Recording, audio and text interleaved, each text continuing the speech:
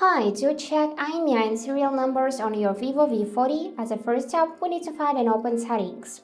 For that, let's swipe up and here is the settings. So here, just scroll a bit till you see the About Phone tab.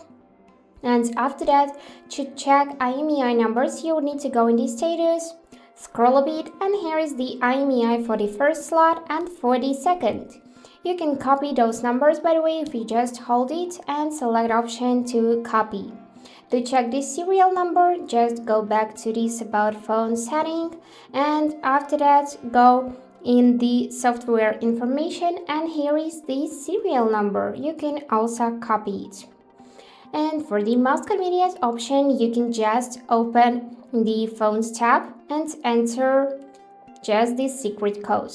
So here you need to enter asterisk #06 and hash. And here is your IMEI numbers and the serial number. With the help of those numbers, you can check whether your device is original or not. Just compare them with one on the boxes in which your device came, and if it matches, then your device is original. So that's it for today. Hope this video was helpful and thank you for watching.